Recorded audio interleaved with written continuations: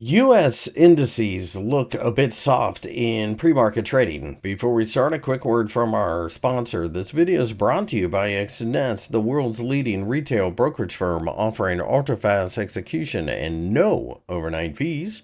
Look for a link in the description below.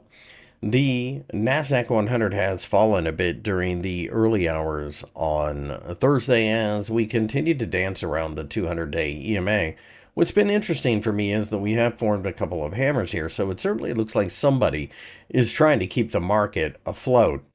If we get a third hammer in a row, that for me is one of my favorite bullish signals. If we can break above the top of the hammers from the last couple of days, that for me is also a very bullish signal. In that environment, I think we almost certainly run to the 21,000 level. A break above there then opens up the possibility of going back towards the highs. However, if we turn around and fall from here, we need to be very cautious and pay close attention to the 20,000 level. Anything below 20,000 would be rather dire, and at that point, you'd be looking at an even deeper correction coming. In the Dow Jones 30, it's a very similar situation in so much as we are drifting lower during the early hours, and now it looks like we are trying to figure out what it is we want to do next with the 200-day EMA underneath offering support near the 42,000 level.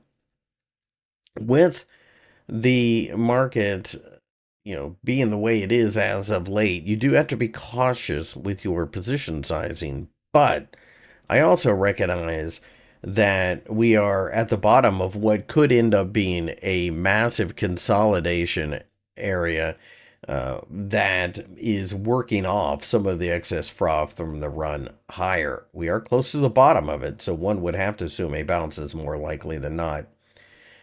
The S&P 500 is testing the 200-day EMA again, and it is acting very much like the Nasdaq 100. So I think we're in a very similar situation. If we can break above the hammer from the last two sessions, then we could really take off to the upside, perhaps running all the way to 6,000. It is also worth noting that the 200-day EMA underneath continues to offer support right around the 5,725 level.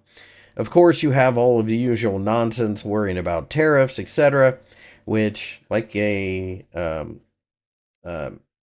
drama queen, the market tends to overreact to everything, and in this environment, it most certainly is.